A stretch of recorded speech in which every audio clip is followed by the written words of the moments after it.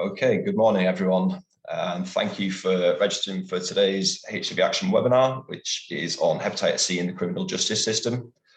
So my name is Aidan Ryler, and along with my colleagues Noor and Elliot from the Hepatitis C Trust, I'm responsible for coordinating HCV Action. So today's webinar will cover hepatitis C care right across the criminal justice system. So it'll take in prisons, probation, and approved premises. We've got 5 talks for you, and then following those talks, we've got 15 minutes for some discussion in breakout groups at the end.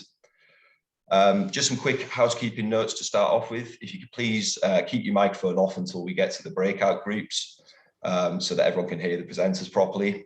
It's up to you whether you want to have your video on or not, but when we get to the breakout group discussions later on, we'd encourage you to have it on then if you can, just to sort of facilitate discussion a little bit better. The webinar is being recorded so that we can publish it afterwards for those who were unable to make it today who might want to watch it back. We'll only be publishing a recording of the presentations, not the breakout group discussions. So I think that's all for now. Please do use the chat if you want to kind of type in any reflections as the talks are going on, or if you have any questions. But other than that, I think I will introduce our first speaker. So first up, we have Daniel Stretton, who is the Programme Manager for the National Approved Premises team at the National Probation Service. And Daniel is going to be talking to us about hepatitis C care in approved premises. Thanks, Daniel.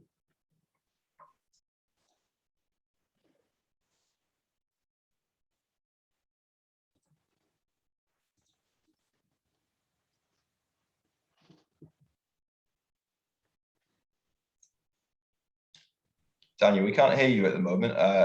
If you could try and unmute and speak.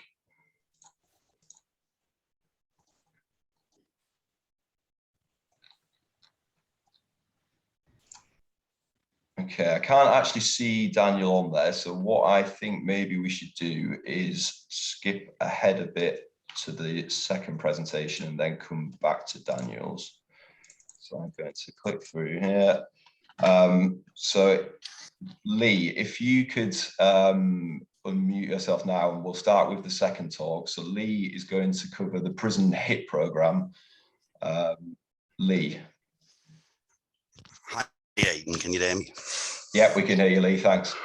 Hello everyone, my name's Lee Christensen. I'm the National HIT Manager for the Hepatitis C Trust, and just to talk about a brief overview of prison HITs. And HIT stands for Prison High Intensity Test and Treat Programme. Aidan, could I have the next slide, please? So we know HCV prisons are an ideal place to capture people who we may find hard to engage with services in the community. You have a captive audience, not just for those chaotic and the ones with celia and each, but for also for people who may have just put themselves at risk once or twice and may not know that they put themselves at risk. So it's an ideal opportunity to catch a large cohort of people who need testing. Do you know what I mean? So the aim of the HIT is to test as many residents as possible and promptly treat all residents who are RNA positive. So the ideal aim of the HIT is to offer 100% to everyone in the prison testing, you know what I mean? But like hopefully get an uptake of over 95%. You know what I mean? And then refer 90% of those who turn out to be positive onto treatment in the quickest time as possible. Do you mean, and complete the project in a minimal time and working with the prison. Next slide, please.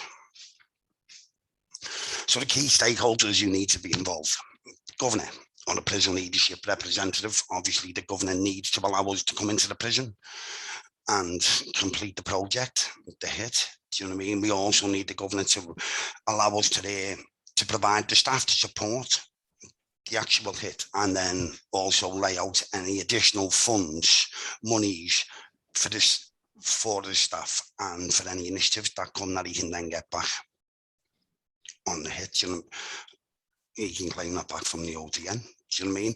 Prison healthcare staff, vitally important. It's their prison, they're doing the reception-based testing, and we always try to get the prison healthcare to take ownership of the HIT. It's their prison, it's their HIT, and so hopefully the momentum from that will then carry them on to carry on reception-based testing. again, there's ourselves, the Hepatitis C Trust, and peers in the prison with lived experience and peer support. ODNs are representatives from the operational delivery network, and we'll be looking at like implementing the treatment process side of things. And then we also have public health representatives and healthcare commissioners, and anyone else that would like to be involved. Some prisons, we have substance misuse who are really keen to be involved. So it really is a collaborative approach of working. Can I have the next slide, please? So ideally, we'll start planning 12 weeks before any additional hit. We'll have already had preliminary meetings with all the key stakeholders. And then we plan on getting everyone around the table to look at any issues or concerns before we even start planning. Do you know what I mean? That we can address and build in. And these could be simple things like not having access to peers, ODN not having access to system 1. Do you mean any issues going on in the prison? So we get that buy-in and look at any issues, and then everyone's in agreement that we can go forward and provide a successful hit. We look at optimizing reception-based testing and treatment pathways, because we need this in place after the hit. It's great if we can get into a hit and we can test over 95% of the prison and refer all those that need treatment onto treatment. It needs to be sustained. Do you know what I mean? So hopefully we can keep microbe elimination and keep hepatitis C out of the prison. Logistical planning on on-site walkthrough. And that's, again, why we need all the partners. Do you know what I mean? Do we have the staff to support the hit? Do we need any additional staff to support that? Do you know what I mean? Are there any issues going on? How big is the site? What is the regime like? Do you know what I mean? Because we aim to like work as best with the prison and work alongside the regime. And every prison is totally different. They can be the same layout, but the regime can be totally different. So we form a daily hit plan. It's always good for people to know exactly what teams they're going to be in, what their role is in that team. Do you know what I mean? What wings we're going to be doing, when and on what days we're going. So the prisons are aware of our plan for every day. You know what I mean? All the staff and all the residents are aware of where we'll be and when we'll be doing the testing on each day, you know what I mean? So we'll have a little briefing every morning and then a little bit of a debrief in the afternoon and see if there's any issues come that we need to address and form on. Again, we form a minimum time treatment pathway. So I think when we started these hits, treatment was ideally around a month. In most places now we've got that under 2 weeks. Do you know what I mean? And in some great prisons, we've got that within a week or same day or next day. Treatment starts, which is fantastic. Do you mean a business case needs to be approved and sent to NHS, so everyone needs to be aware of the staffing cost, the equipment needed, and we all work together to get that put in place to know what we need and how many people are in the prison to get that sent off and get everything funded. And again, a lot of education around staff, prison officers, some healthcare staff, residents, you know what I mean? We deliver hepatitis C awareness training. So everyone's singing from the same hymn sheet and giving the same information consistently across the prison. And then the communicating upcoming hits to residents and staff with weekly communication. So when we get down to the last week, we have different notifications coming up. So we have like a little bit of a build up, gain motivation of peers talking about hits in the prison. So sort of when we get to the actual day or week of the hit, everyone's aware. Do you know what I mean? And there's a big chat about it. Next.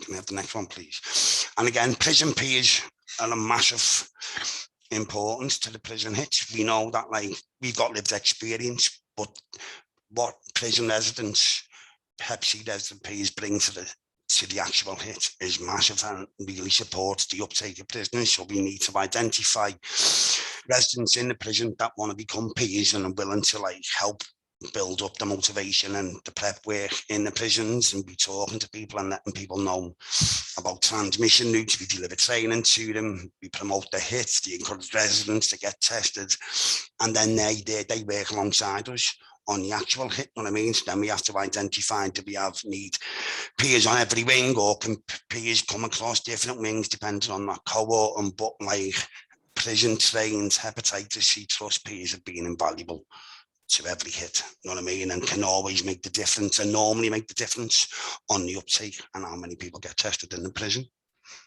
Next slide, please. So, and then we look at treatment pathways. You know what I mean? Ideally, every hit that we do, we'd like that treatment pathway to be under 2 weeks. So then we have to look, work alongside the ODN. Do you know what I mean? Look at how we're going to, the treatment pathway is going to look, what equipment are you going to use? Are the labs involved? Do you know what I mean? Can we get that turnaround cut down? And any issues, and does everyone have access to system 1 to create the support needed for that? Hepatitis C trust peers and coordinators support patients through treatment, from testing to treatment. So there's a support pathway, and peers, either prison educators for the FC trust or peers in the prison who are willing to support people.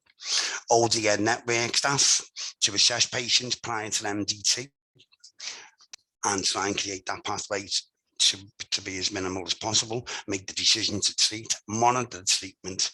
And then what we like to put in place is, like, once we've completed the hit and everyone's been referred on to treatment, we like to keep planning meetings up for the next 3 months, just to see that, like, reception-based testing still in place, everyone's gone into treatment, and people and patients are getting the support that they need.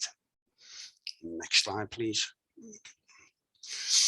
Prison follow me. So we have identified, when we first started doing this, we identified that we were going into prisons and delivering hits, and especially in demand prisons, people were getting released before we could get them onto treatment, and we had no follow-up ID. So we come up with a prison follow me that is actually just a referral into our community services.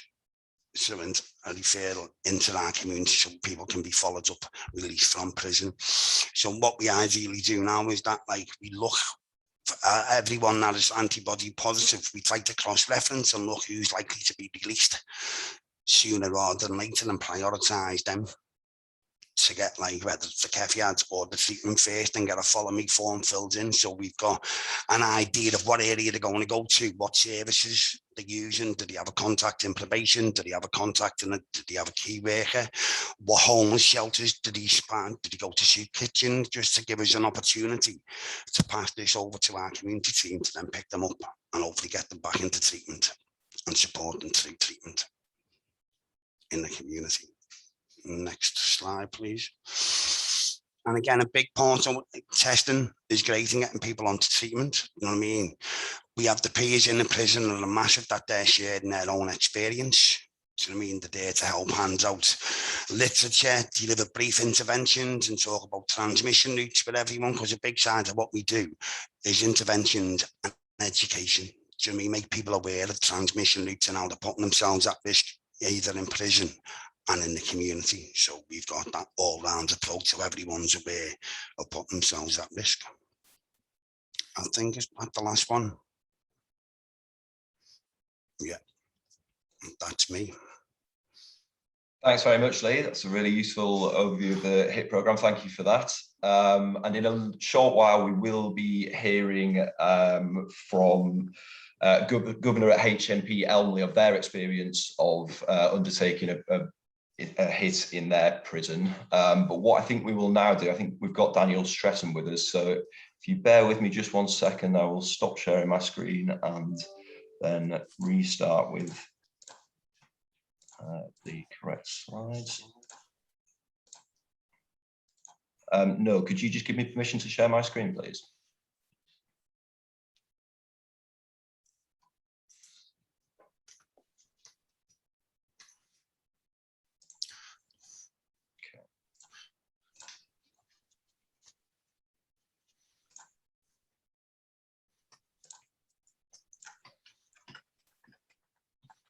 Okay, Daniel, if you could take it away. Thank you. Hopefully you can hear me this time, Aidan. Apologies for the technical issues earlier. But good morning, everyone. My name is Daniel Stretton, and I work with the probation service, and in particular approved premises. And I've had the pleasure of being involved in the introduction of hepatitis C test and treat across all of our sites in England. And I'm here today to talk a little bit about how we worked with our colleagues in NHS England and NHS Improvement and the Hep C Trust to make this a reality. So next slide, please, Aidan. So I want to start by talking a little bit about what approved premises actually are. We have 101 approved premises sites across England and Wales, and they provide approximately 2,300 residential places. Of those 101, 12 of 12 of them are independent and led by third sector providers that are contract managed by the probation service, and 9 are psychologically informed planned environments which are co-commissioned with NHS England. Approved premises placements are generally for males assessed as posing a high risk of serious harm and females assessed as posing a high risk of serious harm, but also those presenting a medium risk of serious harm with complex needs. Now, most people that enter approved premises do so on release from custody, and those placements last for approximately 12 weeks. Some of the features of approved premises are that they are staffed 24 hours a day. There's additional security such as CCTV, an overnight curfew, and a whole programme of purposeful activities on offer within approved premises. I can just go to the next slide, Aidan.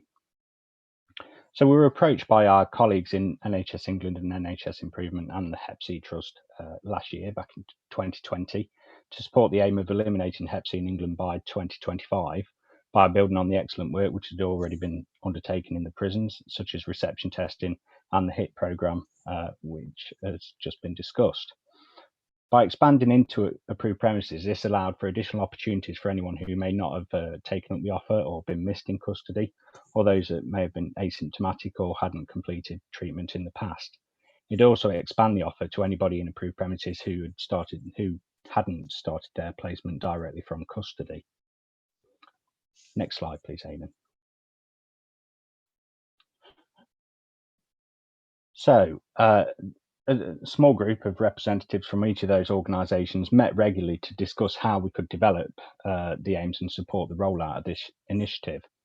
There are a number of challenges to this, and the greatest challenge at the time was obviously COVID-19. And against that backdrop, we had to work out how we could roll out the test and treat programme with all of the lockdowns and other restrictions that were in place at the time. The programme was to be delivered in partnership with a network of 22 operational delivery networks, the ODNs, and the Hep C Trust peers. Each ODN had a certain amount of flexibility in terms of how the test and treat programme could be delivered, and therefore the second challenge related to how do we provide sufficient guidance and support while still allowing for that flexibility. And then the final challenge related to how do we develop an effective communication strategy for all of the ODNs, the approved premises staff on those 101 different sites, and ensuring that those that are on placements in approved premises understand the offer and the importance of what is being offered. Next slide, please, Aidan. So in terms of the solutions and pushing ahead with the rollout during COVID-19, with all of those measures and restrictions, we needed to be flexible in terms of how that was coordinated. So some of the sites were much bigger than others, and were able to provide the space which was sufficient to avoid compromising any other safety measures in place. Other ODNs had access to facilities such as vehicles which could be used as mobile testing centres, so that really helped with sort of rolling it out early on. As a group, we also jointly developed a standard operating procedure which could be adopted by the ODNs, but it still allowed the flexibility in how they approach delivery. And this was particularly useful for the smaller ODNs. Additional to that, we worked together to determine a national information sharing agreement to avoid the need for each ODN to form agreements with each site or local area, and ensure that the standards governing information sharing were maintained. And then finally, the Follow Me form, which was discussed in the last presentation, was adapted for use in approved premises, and that acted as a referral form and contained relevant information to ensure that consistency in relation to entry and the exits from the programme. Next slide, please, Aidan. And then in terms of the communications, we handled that through a variety of means. So from a probation service business perspective, our senior leaders were kept up to date regarding progress through regular updates within our existing forums. But a joint national briefing was held by the probation service and our NHS and Hep C Trust colleagues for all approved premises managers and area managers across all sites. And this provided an overview about hepatitis C, the wider programmes, and how it was to apply to approved premises. And we followed that up with a sequence of informal drop-in sessions for approved premises staff to ask any questions about the wider programme or local implementation, and the panel every week had reps from all of those organisations there so that we could answer any questions from local sites. The ODNs and the approved premises staff were provided with contact details for their respective counterparts as well, so there was an awareness of who they needed to contact to get the ball rolling on either side, but also it let them know who might be contacting them so that they knew that the request would be in line with the programme if somebody did get in touch. And then finally, a whole suite of leaflets and posters were produced by our colleagues to raise awareness of hepatitis C and the test and treat programme, and promote the sessions for staff and those on placement. Next slide, please, Aidan. And our overall progress has been positive, really. So we held the national briefing back in April this year, and since that time, approximately 40% of all sites in England have now had at least one testing session. And we're aiming to move to all sites having held that session by the end of the current financial year, with additional follow-on sessions to be arranged thereafter so that the programme continues. And there's been examples where cases of hepatitis C has been identified where it wasn't previously known, and I'm particularly proud to have been part of this life-saving initiative. And on that note, I'd like to thank you for your time, and we'll now hand back. Thank you, Aidan. Thanks very much, Daniel. That's a really useful overview, and really encouraging to hear how much progress is being made there. So thank you for that. And I'm sure we'll kind of return to talking about interventions in approved premises in the breakout groups later on. So next up, we're going to hear a good practice case study from Harriet Tizard, who is the clinical team manager at HMP Bronzefield. And Harriet is going to tell us about the approach to delivering hepatitis C care in HMP Bronzefield. Harriet. Hello, good morning. So my name's Harriet Tizard. I'm one of the clinical team leaders at HMP Bronzefield, and I've also just qualified recently as an S prescriber. So I think my presentation is going to link in quite nicely with Lee's, and this is an example of how we did it at HMP Bronzefield, which is a female prison. Can I have the next slide, please? Thank you. So HMP Bronzefield is a purpose-built, privately run women's prison, which is run and managed by Sodexo. We cater for adult and young offender female inmates. There's a capacity of 572, which makes it the largest female prison in Europe, which makes any sort of hit or incentive quite a challenge. And our population is housed across 4 house blocks. One of those is a drug and alcohol unit. We also have a mother and baby unit, a separation and care unit, and an inpatient healthcare unit. Next slide, please. Thank you. So what's different about the women's estate in particular? So we have a high prevalence of hepatitis C. I think in the general population, there's around 0.7% prevalence, 8% in the general prison population, so across male sites as well, and possibly up to about 13% in the female population in prisons. At HMP Bronzefield, we have a very high churn, so our average prisoner stay is just 7 days. We used to have it up at about 14 days, but following the closure of Holloway, that's really dropped down to 7 days. The area which we take our prisoners from has a high percentage of health inequality, so we take from London and surrounding areas. We see a large stigma around hepatitis C and other bloodborne viruses. And we've also realised that within HMP Bronzefield in particular, there's a real lack of knowledge about hepatitis C and its transmission. So we did a survey of 54 residents, and 83% of those were not clear on the routes of transmission of hepatitis C. Next slide, please. Thank you. So in 2016, as I alluded to earlier, our average stay for prisoners was 14 days, and we were testing approximately 30% of patients during secondary screening. So we didn't test as patients came through our door. And our local hospital also had a very strict referral criteria. Patients had to be in prison for more than 6 months. They had to be able to tolerate the full interferon course, which, as we all know, is up to a year. They had to have a full dry blood spot panel and also full wet bloods with the results prior to referral. And that meant that a lot of our patients were released before they were even diagnosed with hepatitis C. Next slide, please, Aidan. Thank you. In 2019, our average day was between 7 and 14 days, and we realised that we were missing something by not testing in reception. So we introduced that just via the dry blood spot panel.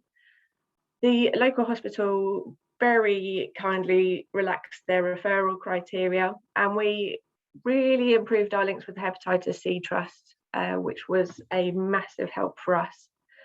And we had some training provided by our local hospital, which is the Royal Surrey County Hospital, with both the clinical and the operational teams, so that they could both encourage testing amongst residents. Next slide, please. Thank you. In 2020, our average stay was definitely 7 days. And we were really lucky to have had the Kefid machine delivered, which gives us results of Hep C, antibody, antigen and viral load within an hour. But we did also have the COVID-19 pandemic, which really threw us off kilter with regards to our hepatitis C testing. So we put a lot of effort into how we could still test patients without having that full face-to-face contact. And what we did was we developed in-cell testing, which mirrors community, where you could order a test to your house. And that was all approved by our security team. We also were able to implement in-cell calls from the hospital and the Hepatitis C Trust, so they could phone into patient cells to offer support, health promotion, and encourage them to engage with that in-cell testing. We were also lucky enough to be able to continue face-to-face clinics with our specialist nurse, and that was due to the discretion of our governor, who really did see that hepatitis C was a big issue that we needed to tackle throughout COVID-19.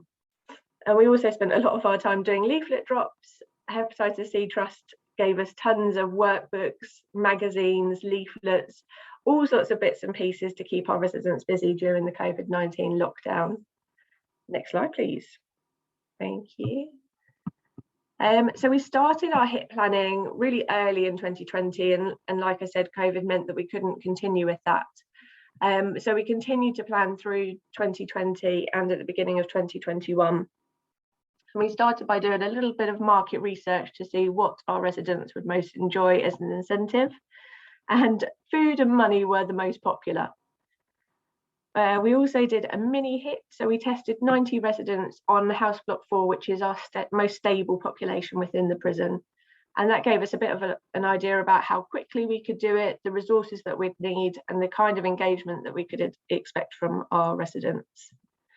We also did a lot of planning with diversity, safer custody, and the chaplaincy to make sure that we were adhering to and respecting all kinds of different ethnic, health and religious barriers which we might have faced during the HIT itself.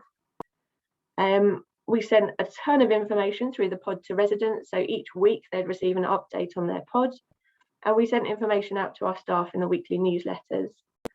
We also had some time in our full staff monthly meeting where our local consultant presented and shared the information about the HIT with our operational teams. Again, we had posters, leaflets and booklets, and we distributed those in a range of different languages to really encourage all of our residents to engage. HMP Bronzefield is quite near to Heathrow, so we take a lot of prisoners from that kind of area. We get a lot of people coming in from other countries. And we also use the Way Out TV system to play Hepatitis C Trust videos, which is something completely new to me. I didn't know that that existed, but that was really wonderful in being able to share videos from Julia and Jane, who are our Hep C Trust workers in HMP Bronzefield. Next slide, please. Thank you. So the HIT itself, we tested over 2 days, which was over a weekend. We obviously took all COVID-19 precautions as we would with any sort of event within the prison. We're such a closed population that any sort of introduction of things like COVID-19 or other spreadable bacteria or viruses, we take that seriously. So all staff involved were vaccinated, and we all undertook COVID-19 screening at the beginning of each day. And our residents were offered testing in small cohorts, so in the bubbles which we were using within the prison to help keep everybody safe. We all use standard PPE, and we use the oral swabs, which gives an antibody result in 20 to 40 minutes. And that just made the interaction quite quick. We flooded the wings with staff, so that was staff from HMP Bronzefield. That was a mixture of nurses and HEAs. We had the Royal Surrey County Hospital team, which included our consultant and our specialist nurses. And we also had the hepatitis C teams as well. We decided to use dedicated officers for unlocking the doors and gates, and that really helped us to move around quickly and safely. And on the day we offered some snacks, and we took a lot of time considering dietary health and religious needs, as I previously said. We had some lovely hepatitis C prison approved pens, which were kind of like a curled up paper, some notepads, leaflets, and the residents who partook with the screening also were given a £4 canteen credit. Next slide, please. Thank you. So out of 515 residents who were in HMP Bronzefield on the days of the hit, we managed to test 474. Of those, 45 residents were antibody positive, which was 9.5%. And again, of those 45, 40 were KEFID tested, 4 were already mid-treatment, and 1 we knew was positive but was pregnant, so she was unable to start the treatment until after delivery. 19 out of those 40, so 47%, were KEFID negative, and we believe that they had spontaneously cleared the virus. 15 out of the 40 had previously received treatment within the ODN already. 6 were confirmed viremic and eligible for treatment, and they were taken to MDT on the following Monday. So if you think we were testing on the Saturday and Sunday, MDT on the Monday, and then treatment was delivered and started on the Tuesday. So we really reduced that 2-week period down to about 4 days. Next slide, please. Thank you. Any questions? I think what I'll suggest, Harriet, is if anyone does have any questions, if you just could pop those into the chat and perhaps Harriet can respond to them. And also in the breakout group discussions later, we can obviously come back to any questions then. But thank you very much for that, Harriet. That was a really interesting overview, and yeah, great to hear how kind of responsive you were able to be during COVID and to ensure that the prison residents were able to continue being supported at what was obviously an incredibly difficult time. So next up, we have another perspective directly from a prison. So we have got Stephen Goodwin, who is the Healthcare and Drug Strategy Coordinator at HMP Elmley. And Stephen is going to talk to us about their experience of running a prison hit within HMP Elmley. Thank you, Stephen. Hi, I'm Steve Goodwin. I'm the Healthcare and Drug Strat Lead at Elmley. We had a hit at Elmley on week commencing the 18th of October. So just a bit of feedback from my point of view, my experience of that. So leading up to the hit, we had weekly Zoom meetings involving obviously Hep C Trust, NHS, Forward Trust, myself. That was chaired by a guy called Sean Cox, who's a member of the Hep C Trust. So each week we were given set actions for the team to get prepared for the hit. So we're all on the same page and we're all ready to go on the day we went live. From my point of view, so I know that some of the team attended Elmley the weeks leading up to the hit, promoted the hit with staff and prisoners, like walking around the wing, promoting it, delivering notice to prisoners as well. From my point of view, I was arranging incentives for prisoners to take the hit.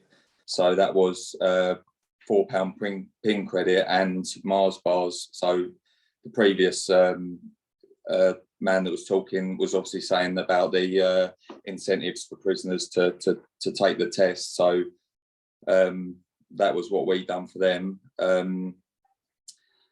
So from my point of view, I was arranging gate passes for the team for 5 days.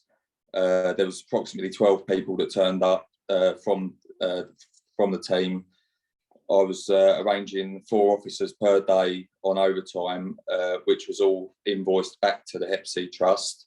So that was quite good that they offered to pay for all that.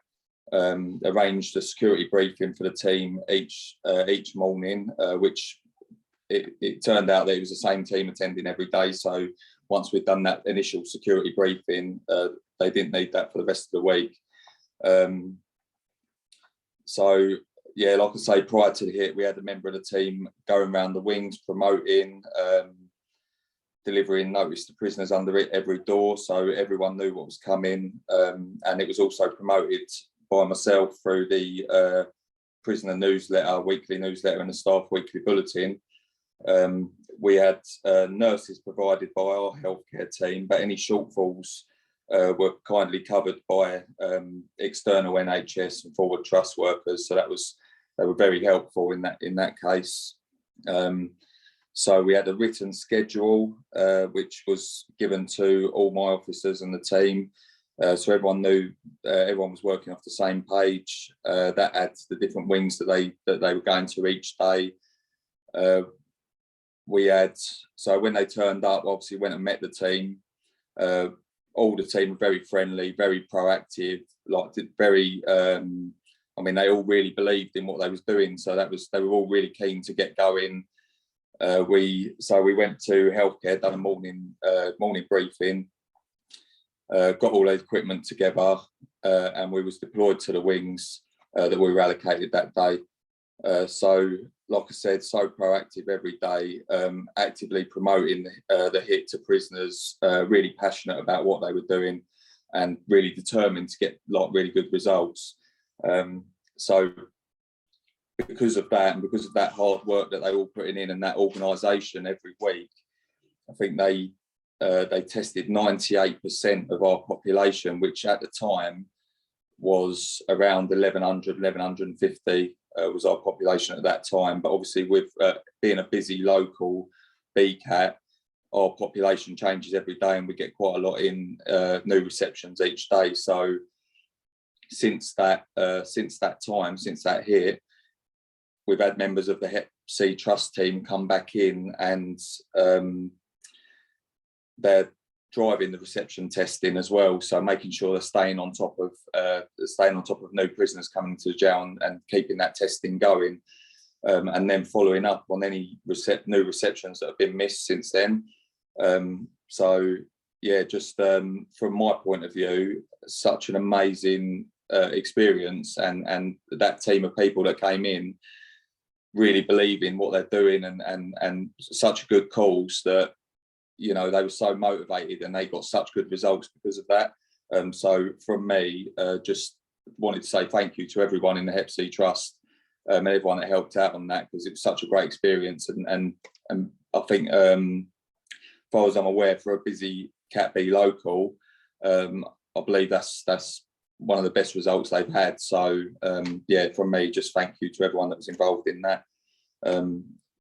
And that yeah, if you don't mind, Aidan, I'll hand back to you on that note.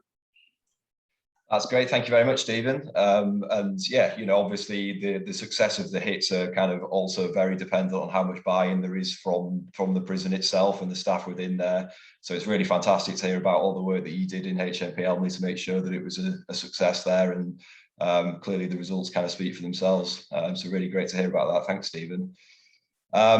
So next up, it's been mentioned a couple of times already, obviously the kind of the peers who work within prisons. So we're going to have a talk that will provide a little more detail on the peer programme within prisons. Unfortunately, my colleague Sean Cox from the Hep C Trust is now unable to join us this morning, so we're very grateful to Lee Christensen for covering this talk as well. So I'll whiz forward to these slides, but Lee, if you could take it away, thank you.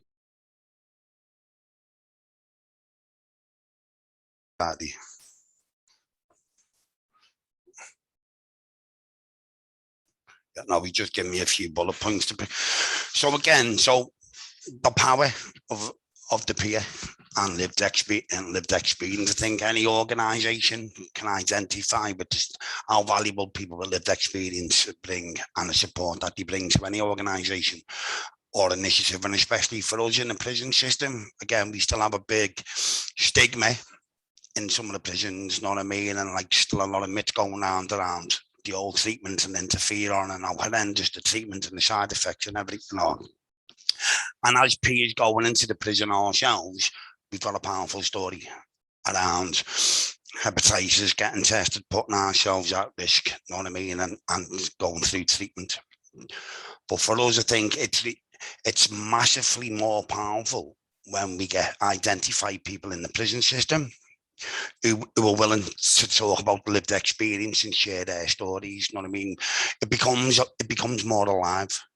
Do you mean you've got peers who were in prison, where people may have used drugs with them, committed crimes with them, they shared in the cell, and we can go in and have a powerful story. But when it's someone you know who's willing to stand up and say, listen, I've put myself at risk, I've had treatment, and I've got through it, you know what I mean? It's massive, because again, especially in the prison systems, it's never really happened before where people have gone into the prison system and openly talked about contracting hepatitis C. Do you mean? Because there's shame and guilt, embarrassment around it, you know what I mean? So our peers have been invaluable to all the support that they give us and the hit, do you know what I mean, to stand up in front of everyone and say, I've had hepatitis C. Do you know what I mean? Because again, a lot of things, there's still that fear in the prison and people don't want to be judged by the peers, do you know what I mean? So our peers are doing an amazing job standing up and being upfront and talking about sharing their lived experience, because a lot of the times it's sort of people don't want to raise it, you know what I mean, because of fear.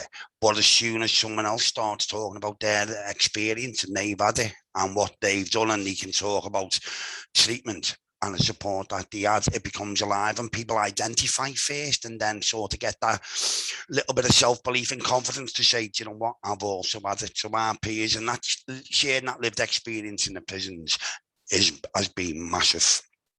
Do you know what I mean? We've seen that like peers do increase the uptake of any hit that we've done. Do you know what I mean? Some of the times they have been a difference between us hitting over 95% and not hitting it. Again, because they're in there, do you know what I mean? And lots of times when we're on the wings and we're talking to people, they won't do it. Our next point of call is to one of our peers. Go and have a quick chat. And the amount of people that they can turn down, because again, it becomes real and they believe it more, is massive. And the uptake is coming up. I think Graham Foster referred to it last week, that like the uptake is increased by at least 12%, which is massive. And again, gives us the opportunities to identify people who wouldn't come forward or aren't willing to be tested because of that fear and the stigma. Do you know what I mean? And the peers have been invaluable in turning them around and supporting them right through treatment. The peers also take on a holistic approach. Do you know what I mean? It's support in every aspect. Do you know what I mean? Whether it be in the prisons or in the community. Do you know what I mean? That you can become advocates for the people they're supporting.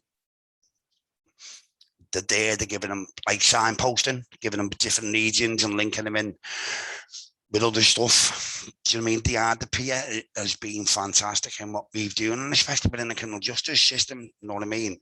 It's based on fear in the prisons, and to have that power to stand up and talk about sharing their own experience has been massive. And I think for us, a lot of our peers are really qualified. Do you know what I mean? So you get in the prisons or in the community, they can turn around, and once the name peer is brought up to it, sort of gets diminished a little bit, you know what I mean? And I think people tend to forget that people have got a vast range of knowledge and experience and come from all walks of life. Do you know what I mean? I've worked with a lot of peers who are more skilled than me, which is massive in the support that they're given right across the path, because it's not just in the prison system. In the community, we have peers now working in A&E, we have peers working in the pharmacies, we have peers working in the Asian communities, shared their lived experience, you know what I mean? We have our group of peers now. And again, some of them may not be that experienced, but what you bring is that passion and commitment to willing to support people and wanting to help people get through treatment and move on with their lives and do all sorts to provide and support that. I think I've seen like they're creating their own little communities of support, even in the prisons. and in the community, you know what I mean? In our community peers, they have like little WhatsApp groups if they need any advice on that, to go into each other and supporting each other, and are only too willing to bring our patients through, because I don't think there's anything better when we identify someone who's terrified and have come out that they've got hepatitis C, and then we get them onto treatment and we support them through that process, and you see them growing in self-belief and confidence, and then they can't wait to finish treatment to then become a peer themselves and to carry that message back on. I think that power and that passion and commitment from all our peers is amazing and is making the work so much more easier. I'll leave it there, Aidan. Thanks very much, Lee. I think I speak for everyone when I say it's always incredibly inspiring to hear about the peer program and what it achieves. And as you mentioned, at the main sort of ODM webinar that we held last week, we heard from both Graham Foster and the ODN survey that we conducted in advance, just how valued peers are by the ODNs and how useful they are in supporting people through treatment. So it's really is fantastic work and great to hear about it. Thank you, Lee. So next up, our final talk before we go to the breakout groups is from Katie Castle, who is the Senior Operational Support Manager at HNPPS, and Georgia Threadgold from the NHS England's Hepatitis C Elimination Programme team. And they're going to talk to us about hepatitis C in probation services. Okay, thank you, Katie and Georgia. Thank you, Aidan. It's Georgia here. I'm not sure whether Katie's actually on the call, so if she's not, I'll just take it away and do a bit of improv and we'll see where we get to. So good afternoon, everyone. My name's Georgia Threadgold. I work for the Hepatitis C Elimination Programme at NHS England and NHS Improvement, and I'm here today to talk about some of the work that we are mainly at the minute in the planning stage to roll out further testing in probation settings. So next slide, please. So we're here to discuss some of the work that we've been planning from a national perspective on testing and treatment within probation settings across England. So it builds on some of the work that Daniel already discussed from the approved premises point of view, which has been a really exciting project and really successful. So we're now trying to build on that and expand into other parts of probation, for instance, post-sentence supervision and probation officers, as well as community sentence treatment requirements. So to begin with, I'll just give a little bit of an overview of what we've currently done and why we've chosen to put a little bit more emphasis on other probation settings. I was then going to hand over to Katie to explore how HNPPS have been working closely with us and other partners to make all of this happen, and some of the challenges that the probation service has faced in the past 12 months. So I'll give a little overview about that. And then it'll end with a bit of a call to action, I suppose, from everybody on this call to assist us in planning this work in the breakout sessions that we've got coming up.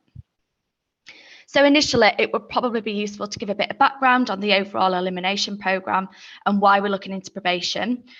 So as most of you will already be aware, the programme's ultimate aim is to reach elimination before the World Health Organization's 2030 goal. So key to this is working with partners, some of which are listed on this slide.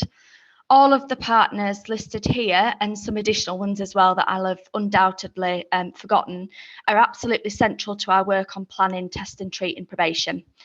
So although today you've got me and maybe Katie will dip in later from HNPPS, we've been working very closely with the Hep C Trust and the peers, pharmaceutical providers and the UK Health Security Agency, HSA.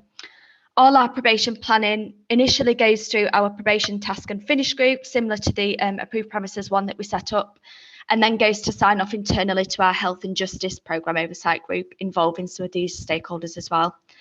So in terms of delivering testing and treatment in probation, the ODNs, HNPPS staff and the Hepatitis C Trust are incredibly important. And at the moment, we're working towards having a national probation testing programme. But up until now, it's depended on local teams and priorities. However, there has already been some outstanding work in some areas. Next slide, please. As Lee and Harriet kind of already mentioned, there's already been an extensive programme of work within the prison estate, and it's involved a great number of people up and down the country, conducting testing on an enormous scale in the HITs and ensuring that the revolving door of new receptions is tackled through a robust reception screening programme. So although this has been incredibly successful, there's still some way to go nationally to ensure all our receptions are tested on arrival into prison or within 2 weeks. There are therefore still some people that we have within the justice system that might be missed for a number of reasons, or that may have been exposed to Hep C again and reinfected. So we can't really rely on testing in prisons to ensure that we've got everybody tested who has had contact with the justice system. And it should also be included that, of course, not everybody in contact with probation has been in the prison estate. So we need to try and ensure that we find them where they're already in contact with other services and that we're able to offer testing and referral onto treatment if needed. Next slide, please. So therefore, we really need to start a new programme of work in other settings, but we yet to have a clear national programme of work in this.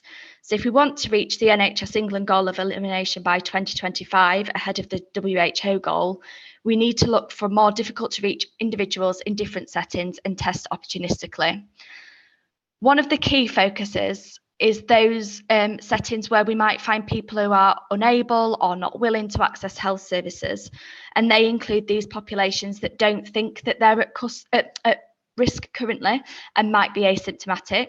So we've found this in some of the approved premises so far, that if individuals have been tested in prison once upon a time, somewhere along their justice journey, it might not always feel relevant to them to be retested. So we rely a lot on the peers, for example, to help people understand why fairly regular testing is valuable and useful to them. And I should have already highlighted this, but it's also a useful opportunity to show that some of those that, for instance, are on things like community sentence treatment requirements, which was mentioned on the previous slide, as an alternative to custody, might potentially get less of a service in terms of Hep C than those within custody, where eventually everybody will have had a Hep C test within reception. It's therefore so important that as part of the same justice pathway, we offer some parity in hepatitis C testing access. So finally, we know that following work undertaken in approved premises, that there are people being picked up. So as I mentioned earlier, although they are currently working on a national probation process following a successful one in APs, we are aware of some amazing work that is being done locally in probation officers. So I just want to highlight that, for instance, within the Northwest, the teams over there have tested over 1,000 individuals in probation, 20% of whom were listed as people who inject drugs, and they found about 20 RNA positive individuals, some who had been treated previously as well, which indicates reinfection. So the data collected by these services also suggested that some of these people have been released recently from prison, but a long time passing since their last tests, and any risky behaviour since the last test in prison are good reasons as to why we should be retesting in other settings. So this was a fantastic piece of work in the Northwest, and we hope that with the Hep C Trust, HMPPS and the ODNs in this area that we can learn from their best practice and roll it out further. So I don't know whether, Katie, are you online yet? No, okay. So I'll skip to the next slide. So this hasn't been established on a wider scale due to some of the challenges and changes within the probation service in recent months. So some of you will already know some of this, some of you might not, but it will no longer be called the National Probation Service, and the NPS and the community rehabilitation companies have formally integrated into a new unified probation service. So there's been lots of change within these services. Initially, we kind of had conversations with HMPPS that indicated that it wasn't the best time to start with a complete new health programme in this setting, but we have worked with them, and we're hopefully planning a way that we can do it in the most effective way without causing massive upheaval to some of their staff as well. So although unification has delayed this programme reaching the whole probation cohort, and that's why we've started in APs, because it was just, they are captive, they've got residential individuals, and they weren't having quite the same upheaval as other areas in probation. But there were other issues such as, obviously COVID has been an issue for everybody. Things like them only having remote contact, or there not being sufficient space in order for teams to kind of social distance when they were doing the testing for Hep C. So there's some of the challenges that we've had in probation in the past sort of 12 months. Next slide, please. So despite these challenges, we're working with the partners to ensure that those who have already managed to make headway within probation can help us determine how we can deliver this programme of work nationally. So we've established 3 priorities that will enable us to achieve this. Unsurprisingly, perhaps the most obviously, the first is increasing testing. So this might look different in different areas depending on the ODM and what they feel is the most appropriate method of testing in that local area. So for some ODNs and peers, choosing a day to attend a probation office, for example, something like a Wellness Wednesday or Wellbeing Tuesdays or things like that, offer testing to those that come through the doors. It might be drop-in sessions or being able to utilise other elimination initiatives like the community vans, which depending on the area obviously could be parked nearby and offer confidential testing and harm reduction advice. And it might also involve providing things like the oral swabs to be handed out in probation offices when ODN or peer staff can't be present. And because they have such a high footfall of people within probation offices, it's unlikely we're going to be able to get a peer and a nurse sat in every probation office at all times. So although there are limitations to kind of oral swabs, it does provide an opportunity for us to ensure that all those that do come through probation office doors can receive a test at any time. And it would also complement any other oral drugs test and COVID tests currently being conducted within probation offices. So even though testing is clearly a large part of the elimination initiative, the other 2 aspects are really, really important. The first is to ensure that those who are already on the treatment pathway are engaged and supported. Of course, this is where a large part of what the peers and ODNs already do, and prison healthcare if someone's a prison leaver, but including asking about Hep C in probation conversations is a really good way of making sure people who are already a little bit further along the treatment pathway, for instance, whether they need to be checked, whether they're continuing to take their treatment or whether they need any additional support. If not, this would be a really ideal time to utilise the Hep C Trust Peers and Helpline. And we would also hope to use the Hep C Trust Follow Me form, which has already been circulated to HMPPS as part of the AP's work and is something that Lee talked about earlier. So for me, this is one of the most important parts of the probation project, as it utilises the kind of making every contact count for the benefit of the patient, but it also highlights the key partnership working between the NHS probation staff and the Hepatitis C Trust. And then the final part is staff training, engagement and communication. So this is something we've previously spent a lot of time on for the APs. So we've already got a lot of resources that we can readily adapt. They went down really well with AP teams, and we aim to make these resources informative, but we concentrated on highlighting how simple and effective Hep C testing can be and focused on showing staff how they will be a central part of the elimination programme. Next slide, please. So thank you very much to the Hepatitis C Trust mainly. We've got some absolutely amazing leaflets and posters to be sent to probation officers. One of them's here.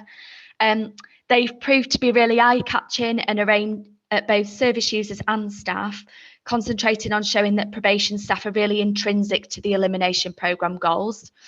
We're also going to be speaking with the HMPPS national health leads to ask them what training and engagement needs that they have to be fully embedded within this programme. And it's something that worked well for us when planning the AP's work, to ask exactly what the staff needed, as opposed to us assuming and creating a package that didn't fulfil the needs of those that would be using it. So the plan will be similar. Daniel's gone over this in depth, but which will be delivering sort of a briefing pack that explains the programme and the centrality of probation officers and staff to achieving it.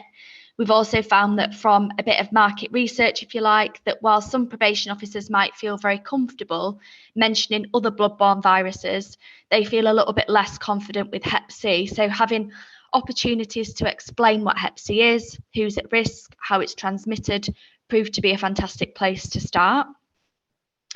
Following the engagement with the National Health Leads, we will then be able to speak to probation settings, which will likely be done in sort of regional segments as there's so many of them. And in that way, we can provide a similar question and answer format so that similar to what we offered AP area managers. So these co-produced briefing sessions between the NHS and HMPPS, whilst also inviting the Hep C Trust and our ODM partners, shows local areas the partnership that we have built and offers them the opportunity to tell us what we can do to make their roles easier. So for instance, we've previously been asked for things like privacy notices, information sharing agreements, more materials with the Hep C Trust helpline number on, like the stress balls, toothbrushes, that can easily be discreetly handed out to those that are in services. And it's also how we came up with the contact sheet information, as one area manager previously told us that they'd been contacted by both a peer and a nurse and didn't know whether it was legitimate or nationally directed or who these people were. So it's in these kind of examples where we realise how important comms and engagement packages are to ensure the buy-in that we need from our external stakeholders that aren't involved in some of our little task and finishes and programme oversight groups and things like that. However, it is likely that I've missed something here. So next slide, please. Whether it be about comms, engagement, training, testing methods, or something else, anything, I'd like to invite people to get in touch if there are any questions or suggestions on things that we can do to ensure this is an effective as programme as possible, to get as many tested in probation so that we don't leave anybody behind. So my email is on the slide just in case anyone would like to drop me an email. I'm always happy to hear suggestions. And thank you so much for listening to all that. I feel like I talked for a really long time. Thank you.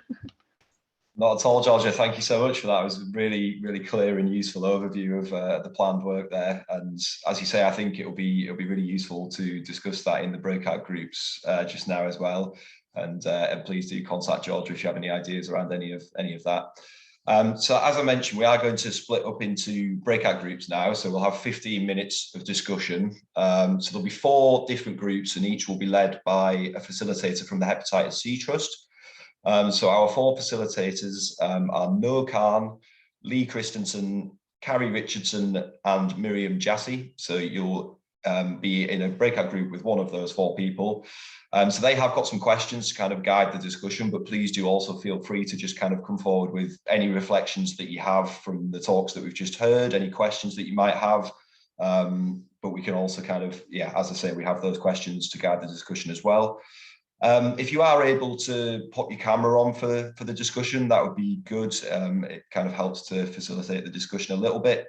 So we'll come back from those sort of in between 1/4 and 10 to, and we'll have a brief overview of the discussion from each of the facilitators before we conclude. Okay, so if you could just be kind of patient for a minute or so while we kind of, you get the invitation to join the breakout group, and then when that pops up, if you could just choose to accept that and join the group, and we will see you back here soon.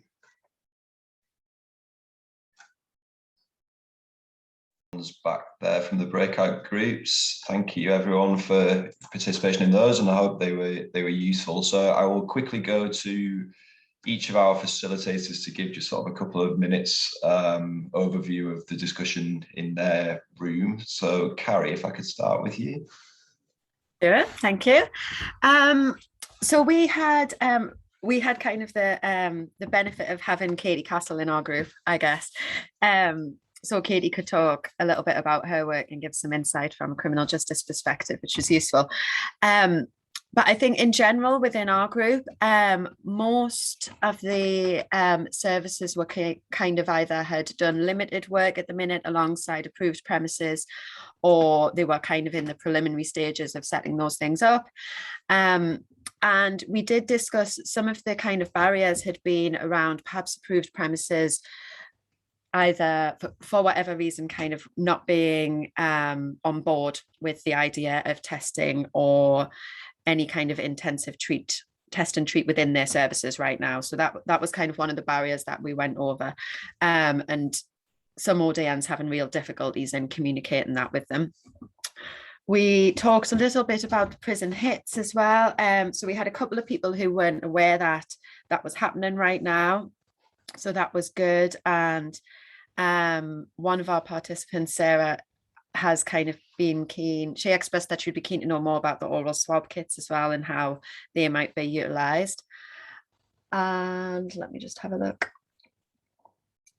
Yeah, I think in general that the main discussion, it was around kind of that element of communication that I wonder if ISAs and all that might assist with, but just about the fact that I guess between two large statutory bodies, communication and information sharing can be really difficult both ways maybe as well in terms of messaging and things. So that was the main barrier that came out from our group, I think.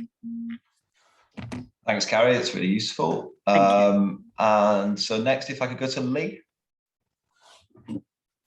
Yeah, hello. So we had a good little discussions. One of the main ones was around training, delivering training in the approved premises. Do you know what I mean? And like with the mass, they've asked for it to be informally done and to look at training staff and residents together to keep it really informal. It was one of the ones we talked about. We talked about communication. Oh, sorry, hang on a sec. Communication, getting people on. So the next one was about the prison hits and was like one of the biggest barriers, communication, getting people unlocked and brought down to the hit, depending on how the hit is taking place. You know what I mean? Some of them are door to door, others were like people getting brought down. So again, I think the importance for us is understanding that like you need to have dedicated staff attached to the hit. So if there's any incidents in the prison, they can't get called off. They just have to stay with you to do that. Finding people who are in work and how do you best find those people. Again, we know it's prisons, but you can run around the prison chasing people, trying to find them to get them tested. So just like communicating, getting the information into the prison a little bit more quicker than later, so everyone's aware of the same thing and what's going on. And again, still like breaking the stigma and the myths. Do you know what I mean? We've had some incidents where like a lot of peer pressure, especially like the gang culture in some of the prisons. Do you know what I mean? If like the leader of the gang says no, no one will engage. Do you know what I mean? And how best to like what work can be done to get them on board. Because on the flip side of that, if you get the main one and he says yeah, then the rest tend to follow. And then it was just incidents within the prisons that you'll have no control of, always having a plan B. Do you know what I mean? So if you go on to one wing, there's an incident, you can't go on there. There's always having something else in place to keep the hit going. And then information in different languages. We have some of the prisons where like they have a foreign cohort and there's not enough information in different languages. So people are fully aware of what's going on and what it entails. And that was us. Thank you very much, Lee. I think, Daniel, you very briefly had a hand raised there. I'll give you a chance to add something there if you did want to. I'm not sure if that was deliberate. I did it by mistake. Sorry, Aidan. Okay, no worries. So we actually just had the 3 breakout groups in the end. So finally, I will come to Miriam to tell us about the final discussion. Okay, thanks, Aidan.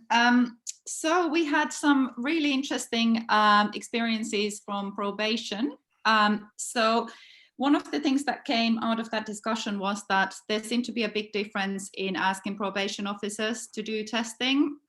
So when probation officers were asked to use oral swabs to test their clients, there was real pushback up to a point where probation officers, they felt like it was a massive risk factor and it should be nurses' job, it shouldn't have anything to do with them. Whereas in comparison, there was a pilot done in Bristol where nurses and Hep C trust peers went in, and that was a completely different experience because somebody else was doing the testing. The probation officers were actually really keen on, they really bought into the whole thing and were really keen to get clients tested, really supported the scheme and so on, up to the point where they wanted to get tested themselves. They wanted to get a Hep C test done on themselves to know that they don't have Hep C. And then similar, when we kind of explored further, the probation services where staff had been reluctant to do oral swabs when there was more training delivered to them. So after they'd had training and they'd had kind of more discussions around it, the attitudes changed. So we came to the conclusion that it was all about kind of making sure that there's enough training, there's enough discussions about it, and probation officers maybe just didn't understand quite what Hep C was and didn't quite understand the risks involved, and they kind of in their heads they made it into a bit of problem and kind of were worried about how it might affect them if they do the testing. And in the end, they also wanted to get tested themselves, so that training really helped. But there was a discussion in how getting the Hep C Trust's peers involved with it is really important, because that will just, you know, in terms of the training, but also doing some of the physical testing. And the other thing that we discussed was that there was a feeling in our breakout room that it's really important to do testing in probation services just to capture the reinfections. And also to confirm that clients have clear treatments. So doing SVRs and so on, that it's a really important place to be doing both reinfection testing and SVRs. So that was another thing that came out of it. But in general, you know, our room felt like probation testing will be brilliant, and we just need to make sure that we do some training and involve the peers in it. And then hits, so again, you know, it was felt like peers are such an essential part of the hits in prisons. Amazing experiences of having peers in prisons. It was felt like having the peers there and talking about their personal experiences and really knowing how to engage with clients is so important, and that's so essential in the whole thing. And that hits are amazing, and they're such a good thing to do. But on the other side, our breakout room felt like more needs to be done in between the hits. That is not important. It's not enough to be just doing the hits, but there needs to be testing on entry as well, because otherwise we might be missing out on people, and not everybody might not get tested. So it's really important that there's more of the testing happening on entry. And there was an interesting solution that one prison had come up with, where they started using a simple spreadsheet just to see what's happening with the testing on entry. And it made a massive difference, just keeping track of how many people have been testing, you know, are some people not testing, why are they not testing, and keeping the uptake at about 80%. So we had that discussion on how just something simple like a spreadsheet can make all the difference in terms of testing on entry. So yeah, that was pretty much it from our group. Really interesting conversations. Thank you very much, Miriam. Yeah, it sounds like a really useful discussion. So with that, I will draw things to a close. So thank you everyone for attending today, and thank you for sticking around right to the end. I hope you did find it useful for your work. Thank you very much to all of our speakers and facilitators as well from the breakout group discussions. And obviously we did have to slightly chop and change the programme a little bit earlier, so thank you for your patience as we did that. We will be sending around a feedback survey afterwards, so we'd be very grateful if you can complete that and give us your reflections. They are really useful to us in planning future webinars and kind of making sure that we're covering topics that's useful for everyone. So we'd be very grateful if you could do that. And as I mentioned, we will also be publishing a recording of this webinar, so if you did want to watch it back or send it on to any colleagues, that will be available in due course. And we'll also do a short kind of summary report of the presentations. So thank you again, and yeah, hope you all have a good week. Cheers.